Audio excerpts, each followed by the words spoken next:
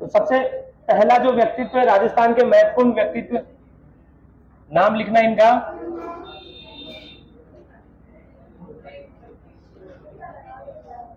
अरे आवाज क्यों कर रहे हो पीछे, क्या हुआ? पेन लेके नहीं आए क्या? क्लास में हथियार तो लेके आया करो तुम्हारे। विजय सिंह पथिक, किसान आंदोलन पढ़ लिया आपने? बिजोलिया नाम आया होगा इनका। क्या क्या पढ़ा आपने विजय सिंह पथिक के बारे में? एक जना बताओ, आप बताओ। कौन सा सिंह? भूपाल सिंह? भूपाल सिंह नहीं था, भूप सिंह था इनका नाम। और क्या पढ़ा इनके बारे में आपने? एक जना, एक जना बोलो। अखाड़ा? कौन सा अखाड़ा?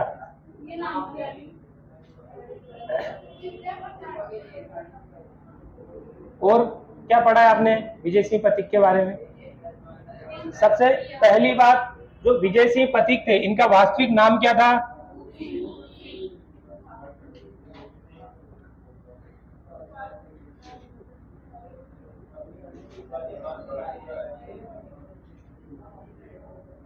अब इनमें सिर्फ अब 3 या 4 पॉइंट ही पढ़ेंगे हम इनमें, जहां से आपके हर बार क्वेश्चन आते हैं। वैसे तो आप विजय सिंह पथिक को पढ़ना चाहो तो आप 2 पेज कर सकते हो।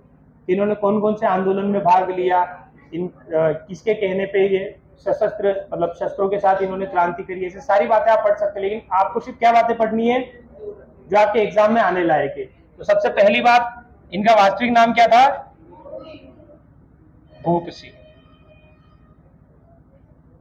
और ये कहाँ के थे, रहने वाले कहाँ के थे? ये यूपी के थे। और यूपी में भी एक स्थान पड़ता है बुलंदशहर।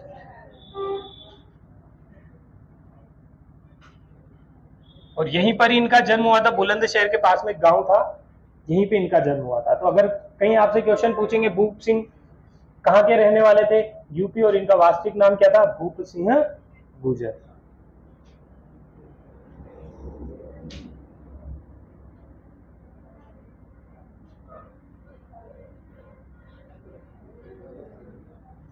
भारत में क्रांतिकारी हुए जिनका नाम क्या है? रास बिहारी बोस। अब वैसे तो विजय सिंह पथिक रहने वाले यूपी के थे, तो इनको जो भी क्रांति करनी थी वो यूपी में ही करते, लेकिन रास बिहारी बोस के कहने पर विजय सिंह पथिक या फिर जो भूप सिंह है ये कहां पर आए? राजस्थान में आए। और ये क्वेश्चन आपके फर्स्ट ग्रेड एग्जाम में पूछा हुआ है, किसके कहने पर विजय सिंह पथिक राजस्थान आए? तो किनके कहने पर आए थे? रास बिहारी बोस के कहने पर आए थे। और किनके पास आए थे? एक क्रांतिकारी का और नाम आप पढ़ोगे,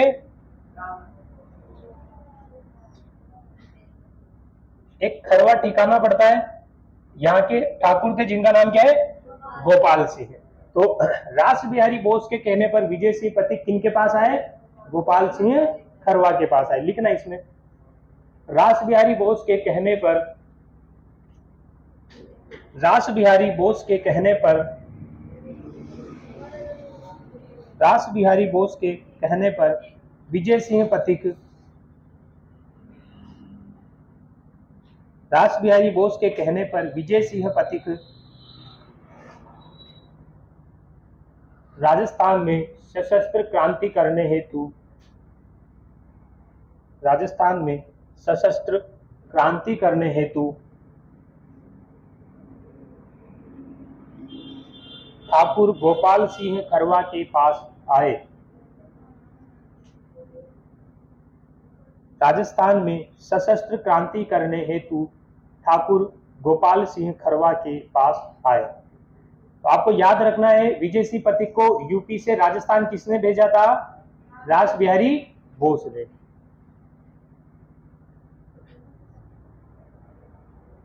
और आपने पढ़ा जो बिजोलिया का किसान आंदोलन था, वो विश्व का कहा जाता है कि सबसे लंबा अहिंसक चलने वाला, अहिंसक का मतलब आप समझते हो ना, जिसमें किसी भी प्रकार की हिंसा नहीं हुई हो। और बिजोलिया किसान आंदोलन वो भी आपने पढ़ा होगा 3 चरणों में हुआ था। तो दूसरे चरण में 1916 के आसपास फिर विजय सिंह पथिक ने इस आंदोलन को संभाला था। इसी कारण विजय सिंह पथिक को कहा जाता है किसान आंदोलन का जनक। तो इनका एक और उपनाम आप लिख सकते हो, विजय सिंह पथिक को और क्या कहा जाता है? किसान आंदोलन का जनक। लिखो, इन्हें किसान आंदोलन का जनक भी कहा जाता है।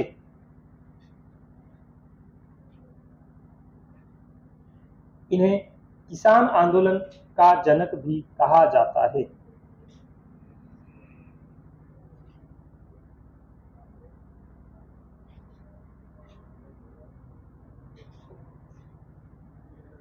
लिख लिया आपने? किसान आंदोलन का जनक भी कहा जाता है।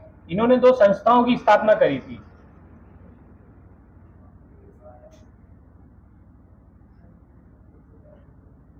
और एक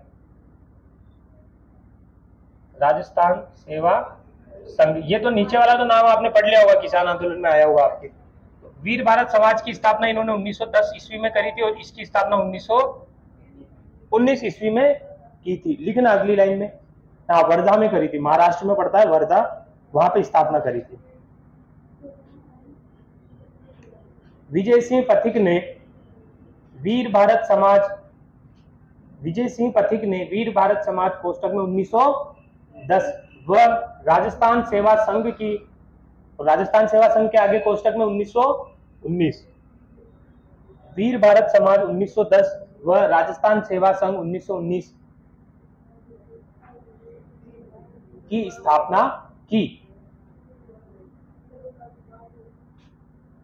विजय सिंह पथिक ने वीर भारत समाज के आगे कोष्टक में 1910 ईस्वी व राजस्थान सेवा संघ और कोष्टक में 1919 की स्थापना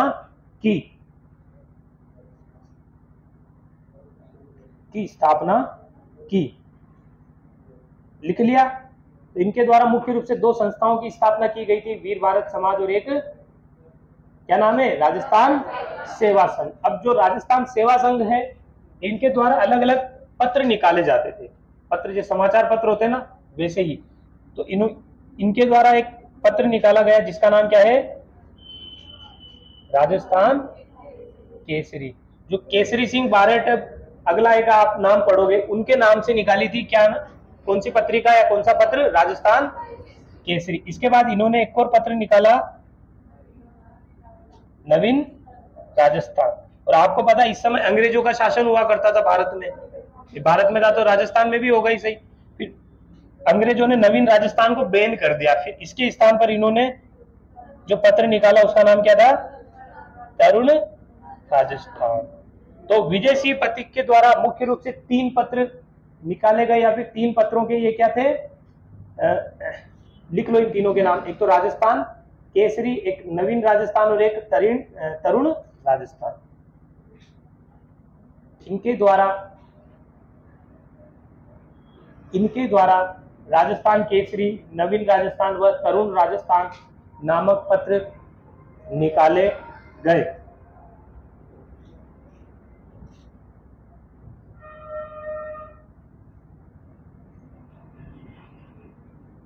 और ये चीज याद ध्यान रखना, नवीन राजस्थान को बैन किया, उसके बाद में फिर नवीन राजस्थान की जगह नाम चेंज करके अगला पत्र जो निकाला उसका नाम क्या था? तरुण राजस्थान।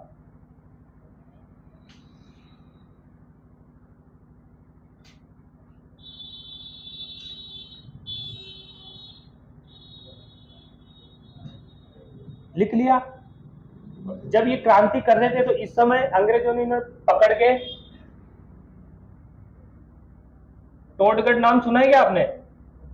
टोडगढ़ अजमेर में पड़ता है। तो टोडगढ़ की जेल में इनको डाल दिया था। उसके बाद टोडगढ़ की जेल से भाग गए। उसके बाद में फिर इन्होंने अपना जो वेश है वो चेंज किया, मतलब दाढ़ी लंबी लंबी कर ली, बाल बड़े बड़े कर ली, और फिर उसके बाद में इन्होंने अपना नाम चेंज किया था।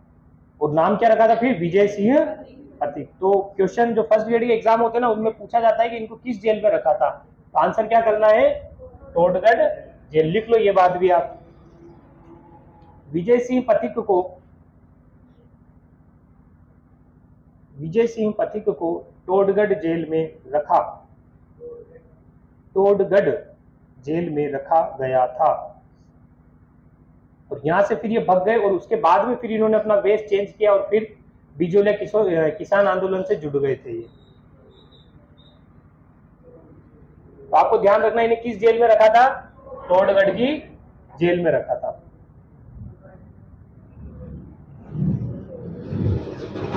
लिख लिया सबने?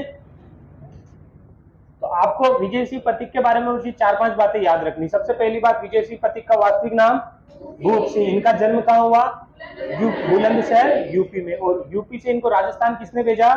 रास बिहारी बोस ने। किनके पास? गोपाल सिंह खरवा के पास। इन्हें और क्या कहा जाता है? किसान आंदोलन का जनक। इनके द्वारा 2 संस्थाओं की स्थापना की गई, वीर भारत समाज 1910 में और राजस्थान सेवा संघ 1919 में। और जो राजस्थान सेवा संघ में जब ये कार्य कर रहे थे तो इन्होंने इसी दौरान 2-3 पत्र निकाले। सबसे पहला पत्र राजस्थान केसरी, जो कि किनके नाम पर जारी कर रखा है? केसरी सिंह भारत के नाम पर। इसके बाद इनका पत्र कौन सा था?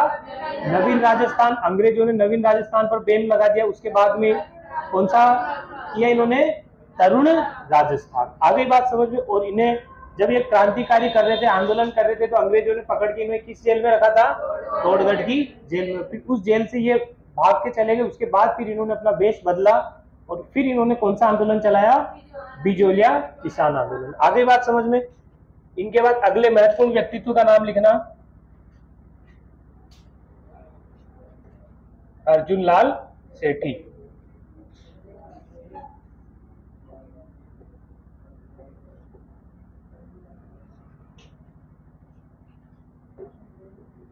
अर्जुन लाल सेठी को कहा जाता है राजस्थान में सशस्त्र क्रांति का जनक।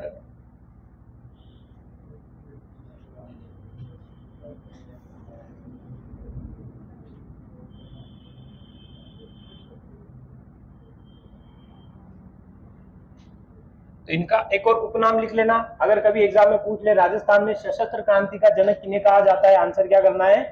अर्जुन लाल सेठी।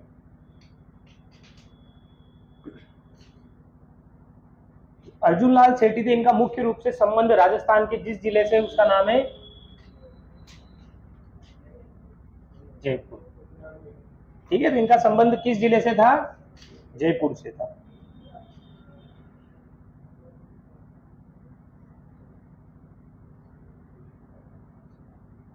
लिखा। इसके बाद इन्होंने एक समिति की स्थापना की थी। ये नाम में पता है आपको, सेठी है तो इसका मतलब ये क्या थे? जैन थे। तो इन्होंने एक समिति की स्थापना करी। क्या नाम लिखा है मैंने? जैन विद्या प्रचार समिति। और इस समिति के माध्यम से इन्होंने एक विद्यालय की स्थापना करी और उस विद्यालय का नाम क्या है?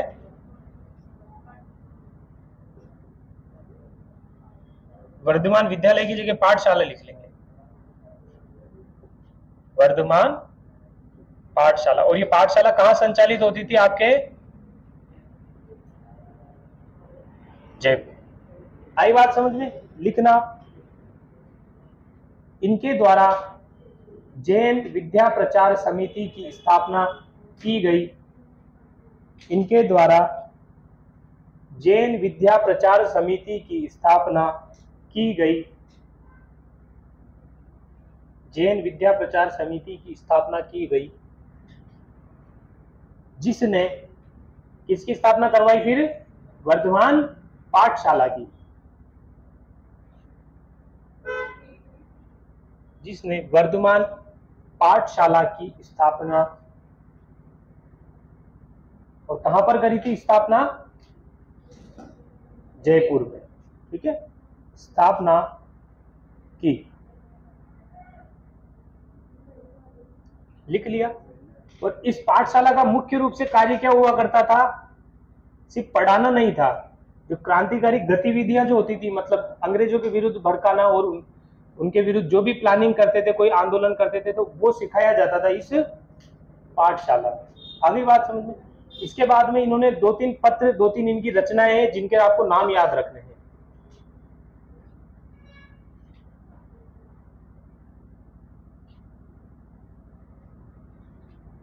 इनकी रचनाएं लिखना, शूद्र मुक्ति, स्त्री मुक्ति और एक महेंद्र कुमार। इनकी रचनाएं हैं, नाम याद रखना इनके। शूद्र मुक्ति, स्त्री मुक्ति और एक महेंद्र कुमार, इनकी प्रमुख रचनाएं हैं।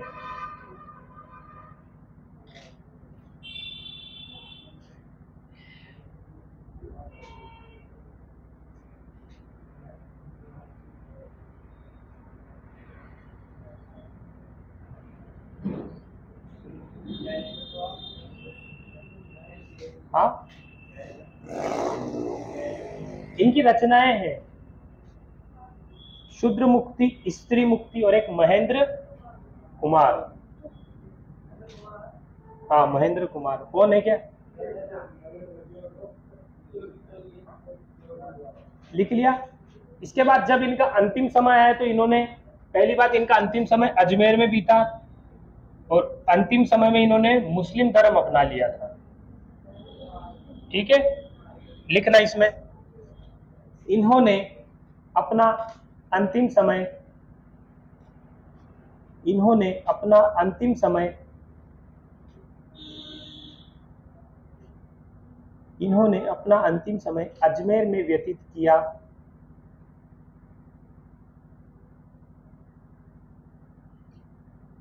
इन्होंने अपना अंतिम समय अजमेर में व्यतीत किया व मुस्लिम धर्म अपनाया।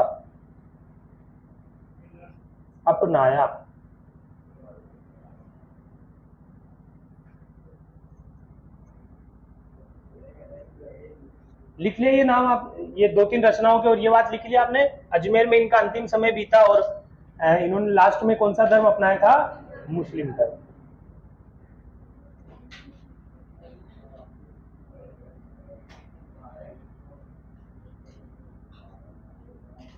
अर्जुन लाल सेठी के बारे में आपने क्या क्या पढ़ा? सबसे पहली बात, राजस्थान में सशस्त्र क्रांति का जनक इन्हें कहा जाता है।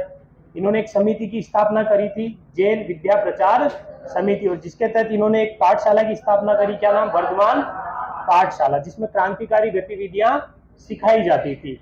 इनके बाद इनके 2-3 रचनाएं आपने पढ़ी, स्त्री मुक्ति, शूद्र मुक्ति और एक महेंद्र कुमार। अंतिम समय इन्होंने कहाँ व्यतीत किया अपना? अजमेर में, और कौन सा धर्म अपना लिया था?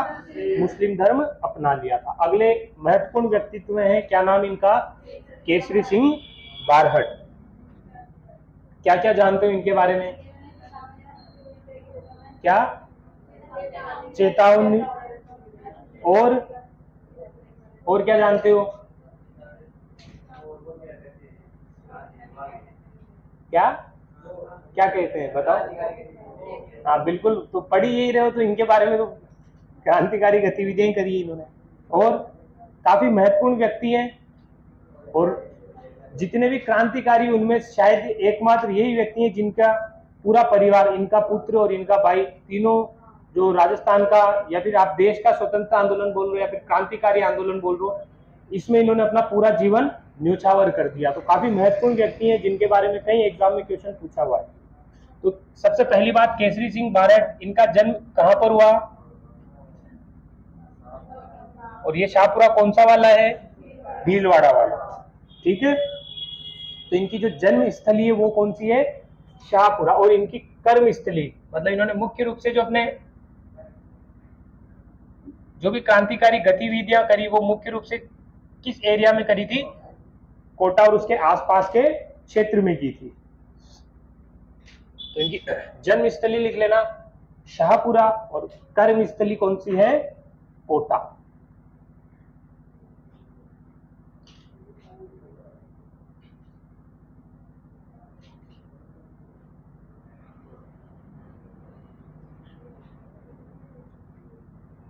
केसरी सिंह बारहट। जैसे विजय सिंह पथिक ने 2 संस्थानों की स्थापना करी थी, 2 संस्थाओं की, कौन कौन सी? वीर भारत समाज और एक राजस्थान सेवा संघ। उसी प्रकार केसरी सिंह बारहट ने स्थापना करी थी वीर भारत सभा की। जो वीडी सावरकर, आपने नाम सुना होगा, विनायक दामोदर सावरकर, मतलब जब आप भारत का स्वतंत्रता आंदोलन पढ़ते तो उनमें इनका नाम आता है। उन्होंने एक स्थापना करी थी संस्था की 1907 में, और उसका कार्य भी यही था, क्रांतिकारी गतिविधियां करवाना। तो उन्हीं की देखा देख इन्होंने भी राजस्थान में एक संस्था की स्थापना करी, जिसका इन्होंने क्या नाम रखा? वीर भारत सभा। लिखना इसमें, इनके द्वारा वीर भारत सभा की स्थापना की गई। इनके द्वारा वीर भारत सभा की स्थापना की गई।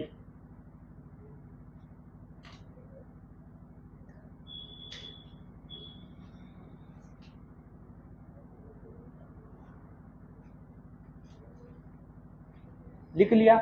इसके बाद इनकी आपने रचनाएं आप बोल रहे हो, कौन कौन सी?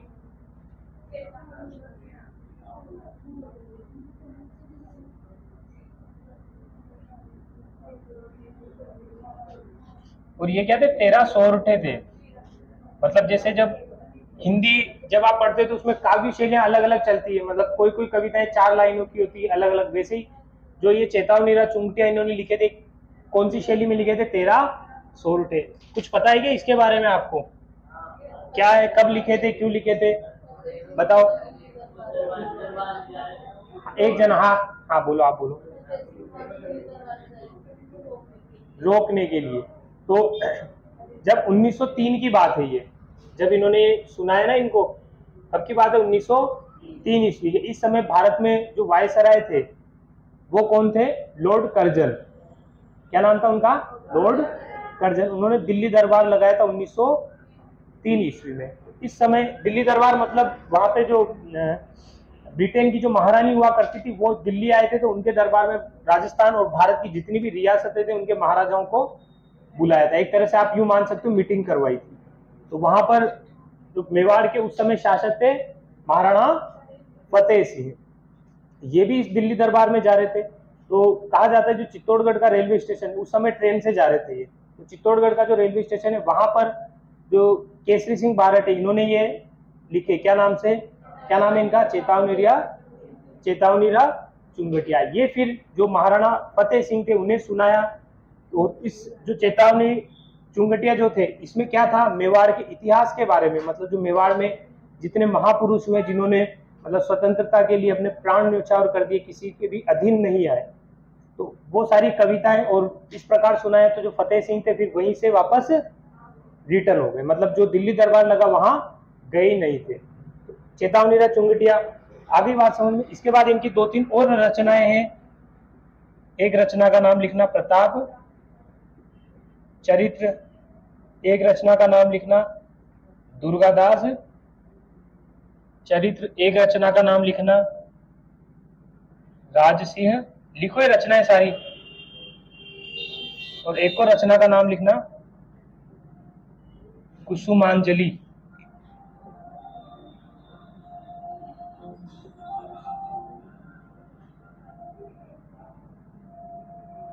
लिखो। तो इनकी 4-5 रचनाएं हैं केसरी सिंह बारट की, जिनके नाम याद रखें। और इनमें भी सबसे महत्वपूर्ण का नाम क्या है? चेतावनीरा चुंगटिया। कुसुमांजलि, कुसुम प्लस अंजलि।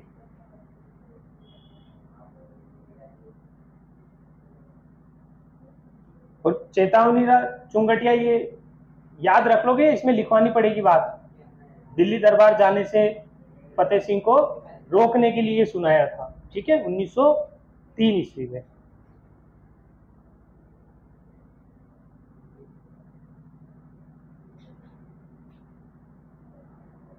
जैसे विजय सिंह पथिक को किस जेल में रखा था? टोडगढ़। वैसे ही केसरी सिंह बारहट जो थे इन्हें रखा था हजारीबाग की जेल में।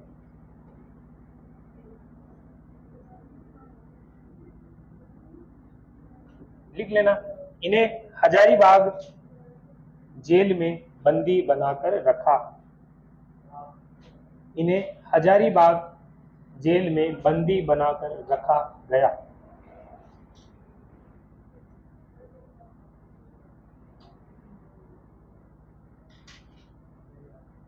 हजारीबाग जेल में बंदी बनाकर रखा।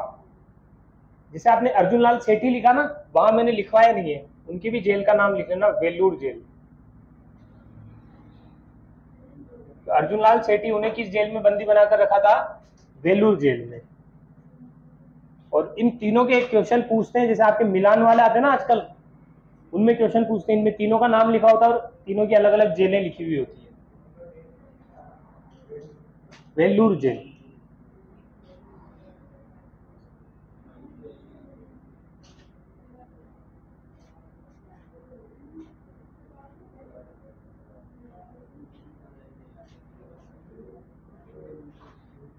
लिख लिए नाम इनकी रचनाओं के। उसके बाद ये लिख लिया इन्हें किस जेल में बंदी बनाकर रखा था। और जो अर्जुनलाल सेठी उनमें लिख लेना कौन सी जेल में रखा अर्जुनलाल सेठी को? वेलूर जेल में। तो केसरी सिंह बारहट के बारे में क्या क्या पढ़ा? इनकी जन्म स्थली कौन सी है? शाहपुरा। और कर्म स्थली क्या है इनकी? कोटा। किस संस्था की इन्होंने इनके द्वारा स्थापना? वीर भारत समाज की। इनके द्वारा प्रमुख रचनाएं लिखी गई। चेतावनी राह चुंगटिया किसको सुनाई थी?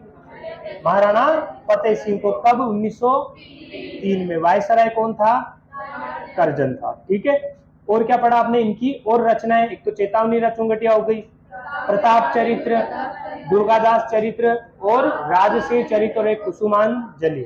ठीक है। और इन्हें किस जेल में रखा गया? हजारीबाग की जेल में। इनके बाद अगले महत्वपूर्ण व्यक्तित्व का नाम लिखना। प्रताप सिंह बारहट।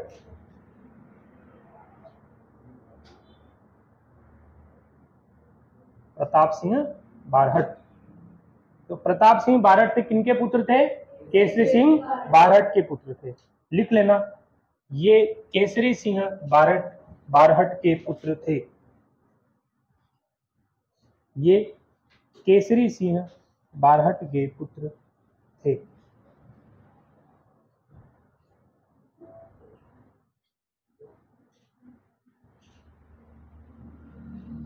लिख लिया?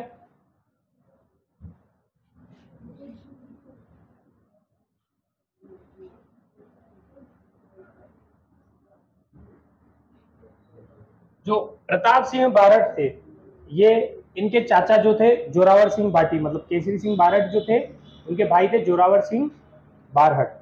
इनके साथ ही रहकर क्रांतिकारी गतिविधियां करते थे। तो इन्होंने एक षड्यंत्र रचा था, बनारस षड्यंत्र। उसमें इन्हें गिरफ्तार करके कहां डाल दिया? बरेली की जेल में। और बरेली की जेल में इन्हें इतनी यातनाएं दी कि मात्र 22 वर्ष की आयु में 1918 ईस्वी में ये क्या हो गए? शहीद हो गए। ठीक है। बस इनके बारे में इतना ही पॉइंट आपको याद रखना है। लिख लो, केसरी सिंह बारहट के पुत्र थे, ये लिख लिया। अगली लाइन में लिखना, बनारस षड्यंत्र में इन्हें गिरफ्तार कर, बनारस षड्यंत्र में इन्हें गिरफ्तार कर, इन्हें गिरफ्तार कर बरेली जेल, गिरफ्तार कर बरेली जेल में यातनाएं दी, बरेली जेल में यातनाएं दी, बरेली जेल में यातनाएं दी, जिसके फलस्वरूप, कहां तक लिख लिया? बनारस षड्यंत्र में इन्हें गिरफ्तार कर बरेली जेल में यातनाएं दी, यातनाएं दी, जिसके फलस्वरूप 1918 ईस्वी में, जिसके फलस्वरूप 1918 ईस्वी में 22 वर्ष की आयु में ये शहीद हुए।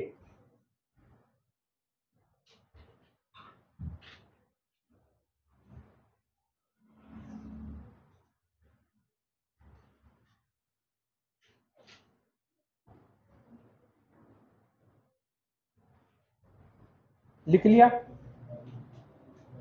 प्रताप सिंह बारहट के बाद में इनके चाचा जी का नाम आएगा।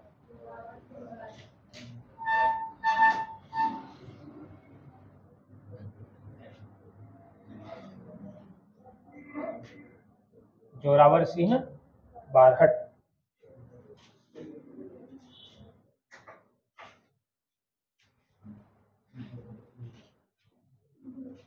जो जोरावर सिंह बारहट थे, ये किनके भाई थे? केसरी सिंह बारहट के। लिख लेना इसमें ताकि याद रहे ये बात। ये केसरी सिंह बारहट के भाई थे। ये केसरी सिंह बारहट के भाई थे।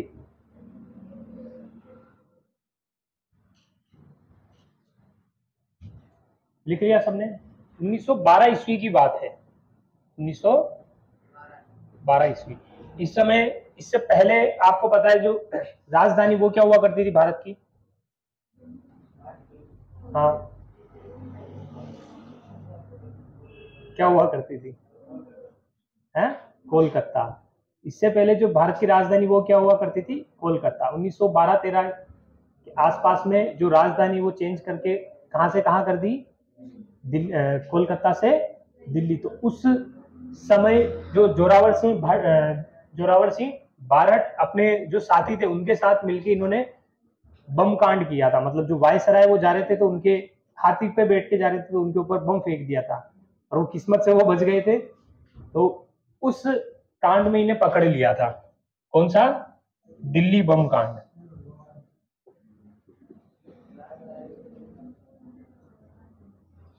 इन्हें पकड़ लिया और उसके बाद में फिर ये आ गई क्या लाइट। तो चलो पहले ये देख लो, दिल्ली बम कांड में इन्हें गिरफ्तार किया और फिर ये गिरफ्तार जब किया इन्हें तो इसके बाद ये वहां से क्या हो गए, हाँ देख रहे सर।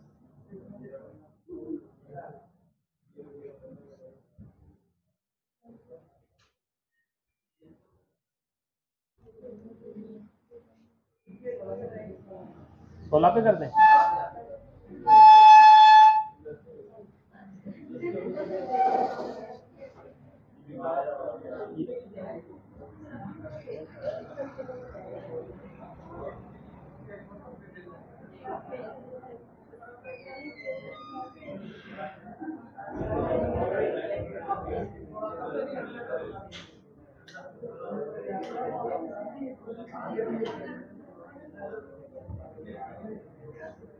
अभी तो 5 मिनट लगेंगे इसको ठंडा होने में भी। हाँ अच्छा 1 घंटा लेगी, तब तक क्लास ही हो जाएगी। तो देखो जो जोरावर सिंह बारट थे इन्होंने क्या काम किया था, दिल्ली बम कांड, उसे उसमें इन्हें गिरफ्तार कर लिया और उसके बाद ये जेल से क्या हो गए, फरार हो गए। और इसके बाद में इन्होंने बाकी का जो जीवन है वो अलग नाम से बिताया, अमरदास बैरागी के नाम से बिताया। और अंत में मंदसौर एक जिला पड़ता है एमपी में, वहां पे इनकी क्या हो गई, मृत्यु हो गई। आगे बात समझ में, लिखो इस बात को। दिल्ली बम कांड में, दिल्ली बम कांड में इन्हें गिरफ्तार किया गया। दिल्ली बम कांड में इन्हें गिरफ्तार किया गया।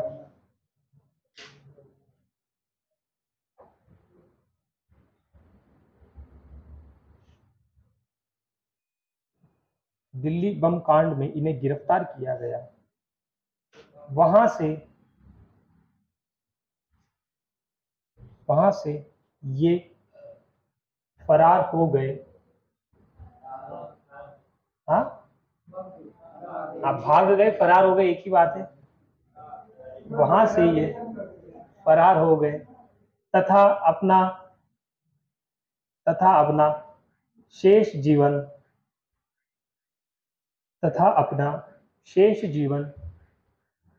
अमरदास बैरागी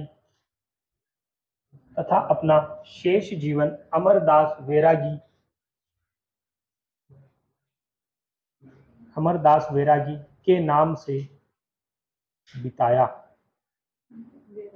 हाँ अमरदास बैरागी के नाम से बिताया। तो राजस्थान के काफी महत्वपूर्ण व्यक्तित्व हैं केसरी सिंह बारट। आपने देख ली इनके जो भाई और इनका पुत्र, इन तीनों ने राजस्थान बोल लो या फिर भारत बोल लो उसके स्वतंत्रता आंदोलन में क्रांतिकारी के रूप में कार्य किया और अपने तीनों ने अपने प्राण न्योछावर कर दिए। आगे बात क्या, मंदसौर में इनकी फिर मृत्यु हो गई। मंदसौर एमपी में एक जिला पड़ता है, ठीक है, वहां पे फिर लास्ट में इनकी मृत्यु हो गई थी। लिख लिया आपने। 1912 में तो ये जो वो दिल्ली बम कांड है ना, वो किया क्यों था कि राजधानी को कोलकाता से कहां शिफ्ट कर रहे थे, दिल्ली। और ये इस समय की बात है 1912 ईस्वी की, इसी समय इन्होंने बम कांड किया था।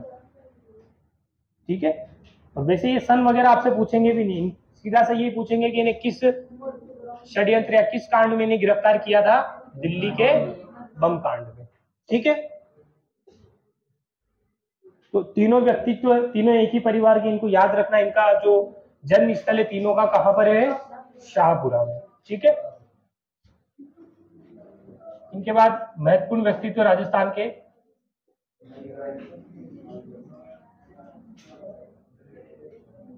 हरिभाई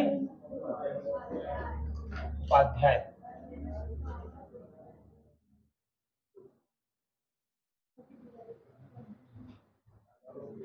वैसे हरिभाऊ होगा शायद।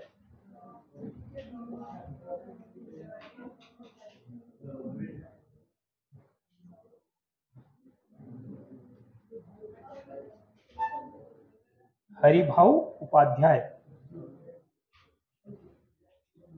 इनका एक उपनाम है, इनका उपनाम लिखना।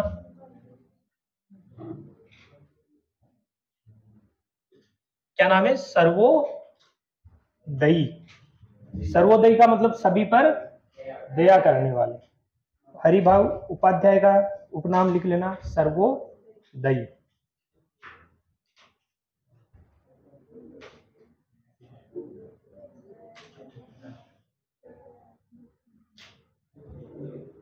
लिख लिया।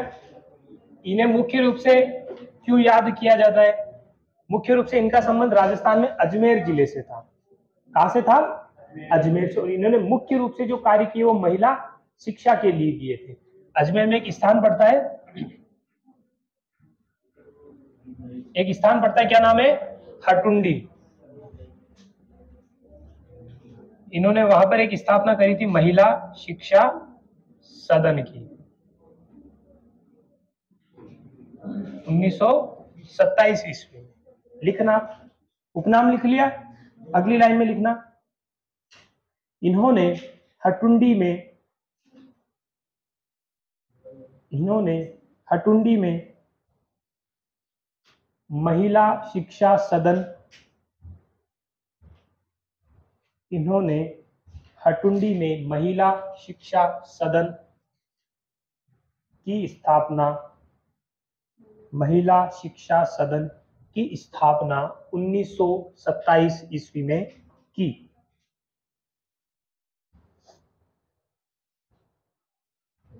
स्थापना 1927 ईस्वी में की। तो मुख्य रूप से अगर हरिभाऊ उपाध्याय को पूछे कि इनका योगदान क्या है, तो इनका मुख्य रूप से योगदान किसमें रहा है? महिला, राजस्थान में महिला शिक्षा के लिए। ठीक है। तो इसके बाद जब आप राजस्थान का एकीकरण पढ़ोगे तो यहाँ पर मैंने आपको बताया पहले, जैसे रियासत हुआ करती थी, जयपुर अलग हो गई, मेवाड़ अलग हो गई, मारवाड़ अलग हो गई, वैसे अजमेर के बाद में क्या बने थे? मुख्यमंत्री बने थे। ठीक है। तो लिखना हरिभाऊ उपाध्याय के बारे में। स्वतंत्रता के बाद ये अजमेर के मुख्यमंत्री बनाए गए। स्वतंत्रता के बाद ये अजमेर के मुख्यमंत्री बनाए गए।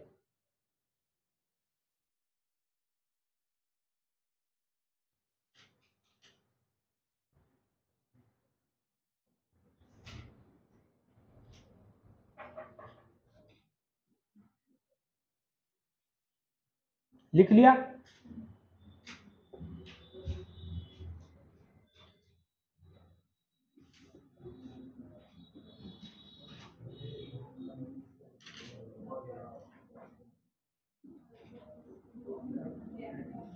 सुना हुआ है ना? भोगीलाल पांड्या। लिखो अगले महत्वपूर्ण व्यक्तित्व, भोगीलाल पांड्या।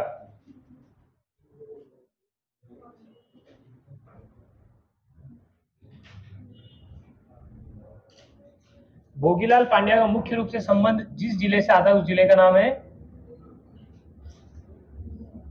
क्या नाम है? डूंगरपुर। और इनका उपनाम याद रखना, इन्हें कहा जाता है, क्या कहा जाता है? वागड़ का गांधी। वागड़ मैंने आपको बता दिया किसे कहा जाता है? डूंगरपुर और बांसवाड़ा के एरिया को बोला जाता है। वागड़ का गांधी कौन है? भोगीलाल पांड्या। इनके दो महत्वपूर्ण कार्य,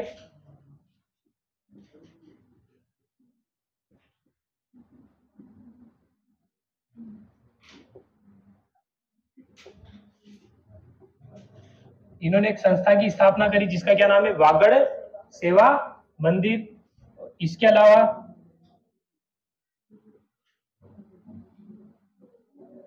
डूंगरपुर प्रजामंडल की भी इन्होंने क्या करी थी, स्थापना। जो अभी आपके जो टॉपिक चल रहा है ना, जैसे खत्म होगा तो एक प्रजामंडल आंदोलन आएंगे, उसमें अलग अलग प्रजामंडलों के बारे में आप पढ़ोगे। तो डूंगरपुर प्रजामंडल की स्थापना किनके द्वारा की गई थी, भोगीलाल पांड्या के द्वारा की गई थी। तो एक तो लिखना इनके द्वारा वागड़ सेवा मंदिर की स्थापना की गई, वह डूंगरपुर प्रजामंडल की भी स्थापना की गई। दोनों कार्य लिख लो, इनके द्वारा वागड़ सेवा मंदिर व डूंगरपुर प्रजामंडल की स्थापना की गई। वागड़ सेवा मंदिर व डूंगरपुर प्रजामंडल, ठीक है।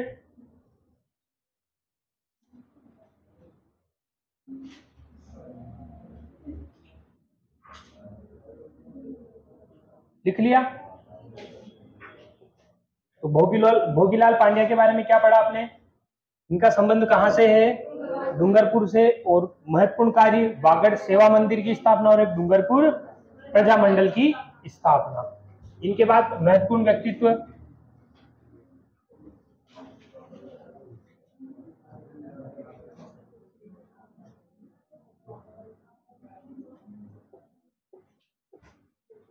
क्या नाम है, गोकुल भाई भट्ट। सुना हुआ इनका नाम, नहीं सुना? इन्हें क्या कहा जाता है,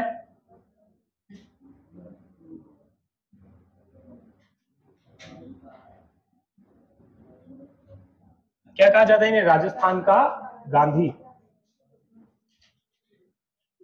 और जहां तक संभावना ये इनके जो उपनाम आप लिख रहे हो ना व्यक्तित्वों के अलग अलग, संभावना ये आपकी यहीं से क्वेश्चन आ जाएंगे।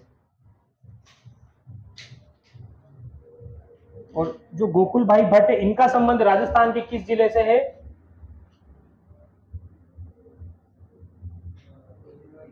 कहां से आता है, सिरोही से इनका संबंध।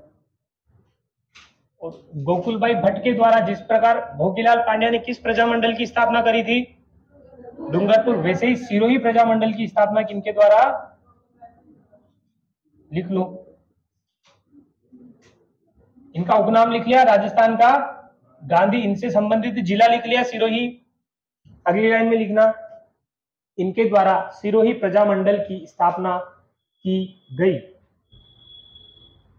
इनके द्वारा सिरोही प्रजामंडल की स्थापना की गई।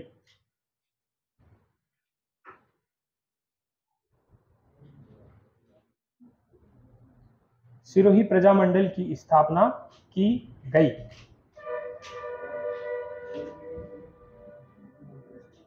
अगली लाइन और लिखना, क्वेश्चन पूछा हुआ है, गोकुल भाई भट्ट इनके द्वारा गांधी जी के रचनात्मक कार्य किए गए।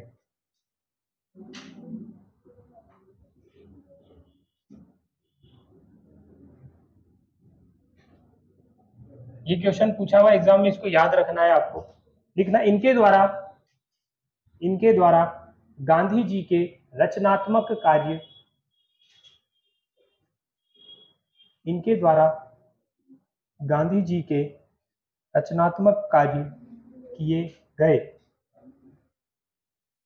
गांधी जी के रचनात्मक कार्य किए गए। गोकुल भाई भट्ट के बारे में क्या क्या बातें पढ़ी आपने, संबंध कहां से है इनका, सिरोही से, और इन्हें क्या कहा जाता है, राजस्थान का गांधी कहा जाता है। और क्या पढ़ा, सिरोही प्रजामंडल की स्थापना करी, साथ में महत्वपूर्ण कार्य गांधी जी के रचनात्मक कार्य किनके द्वारा किए गए, गोकुल भाई भट्ट के द्वारा। अगले महत्वपूर्ण व्यक्तित्व, बाल मुकुंद बिस्सा। बाल मुकुंद बिस्सा, इनका संबंध राजस्थान के जिस जिले से आता है उसका नाम है क्या, किसका,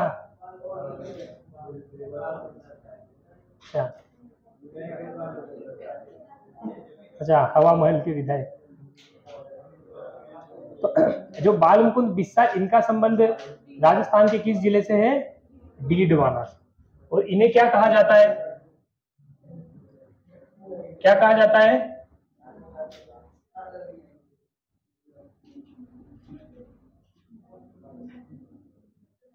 तो लिख लेना इनका एक और उपनाम, इन्हें राजस्थान का जतिन दास भी कहा जाता है। इन्हें राजस्थान का जतिन दास भी कहा जाता है।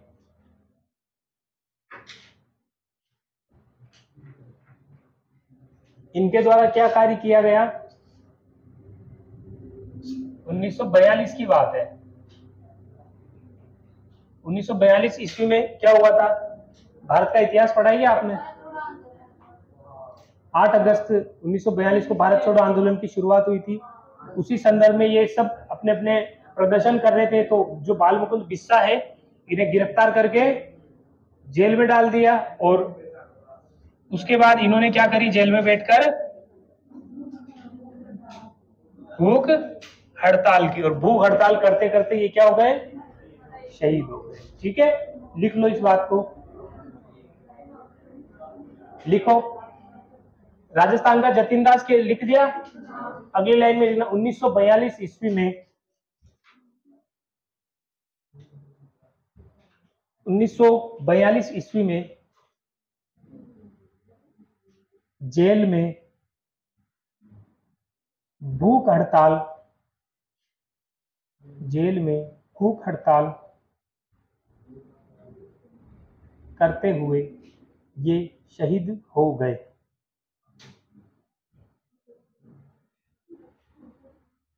भूख हड़ताल करते हुए शहीद हो गए।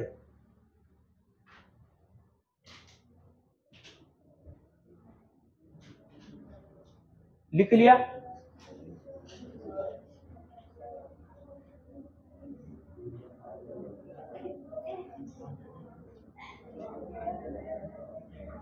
अगले महत्वपूर्ण व्यक्तित्व क्या नाम है? सागरमल गोपा। लिखो नाम इनका, जानते हो इनके बारे में क्या? जैसलमेर से इनका संबंध है, और हाँ, जैसलमेर में गुंडा राज और आजादी के दीवाने और रघुनाथ सिंह का मुकदमा, और इन्हें 1946 में जेल में ही तेल छिड़क कर जला दिया, इनको जिंदा जला दिया था। ठीक है, क्या नाम इनका? सागरमल गोपा। मुख्य रूप से इनका कार्य था जैसलमेर में जन जागृति का कार्य। लिखो इनके बारे में, सागरमल गोपा के द्वारा जैसलमेर में, सागरमल गोपा के द्वारा जैसलमेर में जैसलमेर में जन जागृति कार्य किया गया। जैसलमेर में जन जागृति कार्य किया गया।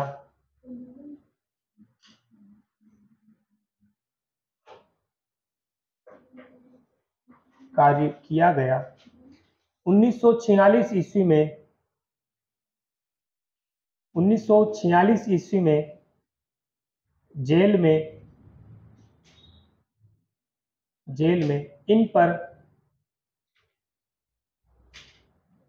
इन पर तेल छिड़क कर जिंदा जला दिया गया। इन पर तेल छिड़क कर जिंदा जला दिया। तो एक चीज याद रखनी है, जब इनकी मृत्यु हुई तो इनकी जांच के लिए एक आयोग बना था, और उस आयोग का क्या नाम था? गोपाल स्वरूप पाठक आयोग था। जिंदा है तेल कौन सा था, ये पूछ रहे हो हैं? तो तुम वही थे क्या, जिनको पता चमेली का था या किसका था? लिख लिया, जिंदा जला दिया। अगली लाइन में लिखना, इसकी जांच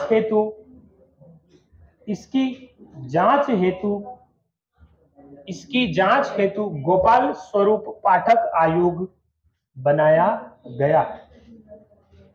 इनकी जांच हेतु गोपाल स्वरूप पाठक आयोग बनाया गया। नाम सुना हुआ है क्या गोपाल स्वरूप पाठक का? नहीं सुना? फिर स्कूल में क्या पढ़ के आए?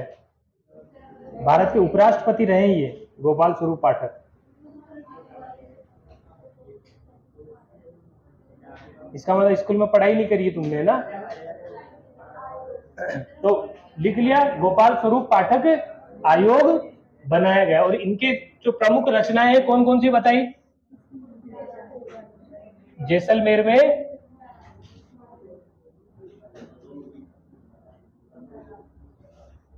और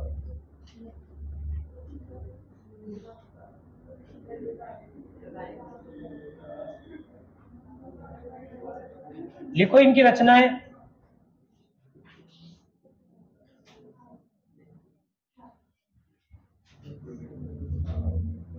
इनकी दो तीन रचनाएं, जैसलमेर में गुंडा राज आजादी के दीवाने और अगला रघुनाथ सिंह का मुकदमा।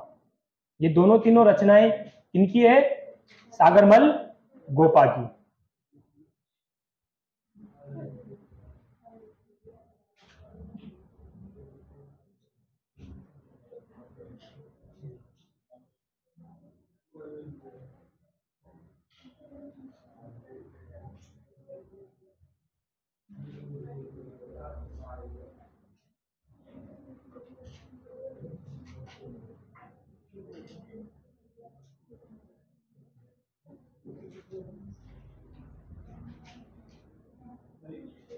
लिख लिया? इनके बाद अगले महत्वपूर्ण व्यक्तित्व सेठ जमनालाल बजाज। हाँ, सेठ थे। सेठ मतलब बिजनेसमैन थे ये।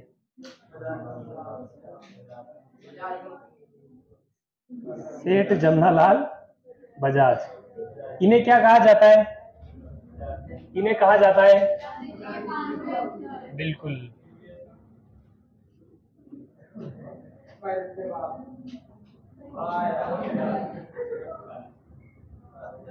गांधी जी का पांचवा पुत्र किन्हें कहा जाता है? जमनालाल बजाज को। और क्या कहा जाता है इन्हें?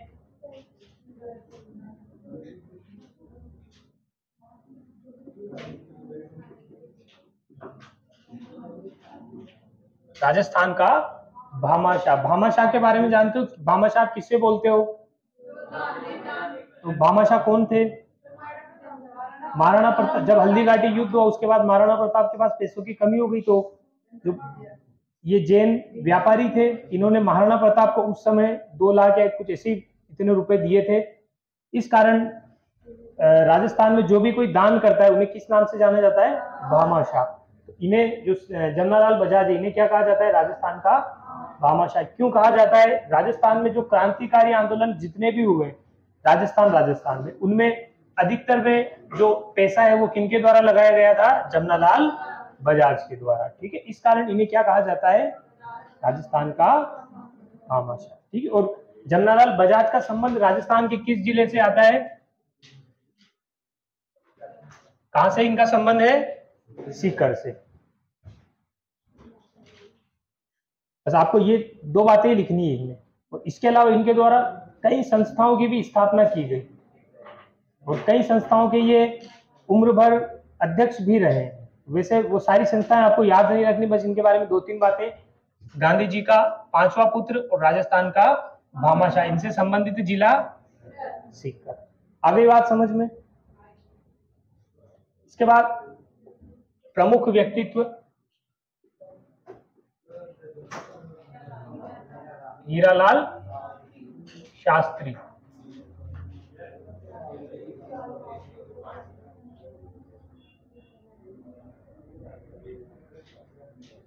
हीरालाल शास्त्री, जानते हो हीरालाल शास्त्री के बारे में? क्या थे ये? राजस्थान के पहले मुख्यमंत्री थे। ठीक है, तो लिख लो इनके बारे में। राजस्थान के पहले मुख्यमंत्री, राजस्थान के पहले मुख्यमंत्री। लिख लिया?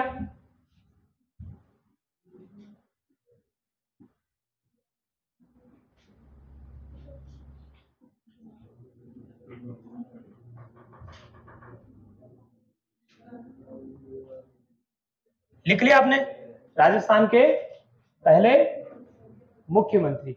इसके बाद उन्होंने इनकी पत्नी का नाम था रत्ना शास्त्री।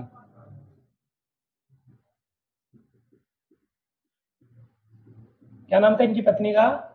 रत्ना शास्त्री। रत्ना शास्त्री के साथ में मिलकर इन्होंने 1935 ईस्वी में एक संस्था की स्थापना करी। क्या नाम है उसका? जीवन शिक्षा कुटीर। और ये कहां पर स्थित है? वनस्थली में, जिसे आप अभी जानते हो ना किस नाम से? वनस्थली विद्यापीठ, वो यही है। ठीक है, इसकी स्थापना किनके द्वारा की गई थी? हीरालाल शास्त्री के द्वारा। लिखो इस बात को। 1935 ईस्वी में 1935 ईस्वी में, और जो ये जीवन शिक्षा कुटीर है, इसकी स्थापना इन्होंने अपनी पुत्री की याद में करवाई थी। इनकी पुत्री थी शायद शांता शास्त्री, ऐसे कुछ नाम था, उसकी याद में इन्होंने इस संस्था की स्थापना करवाई थी। 1935 ईस्वी में इनकी पत्नी रत्ना शास्त्री के साथ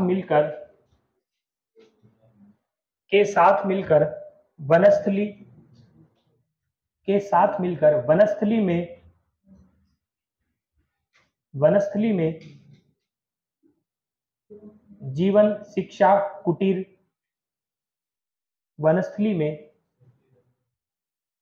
जीवन शिक्षा कुटीर की स्थापना की।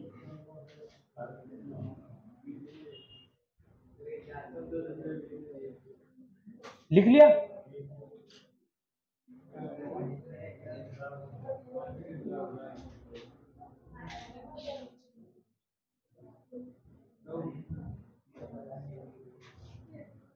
लिख लिया? अब बाकी के कुछ व्यक्ति तो आपके बचे, उन्हें हम कल पढ़ेंगे। ठीक है, इनको याद करके आना।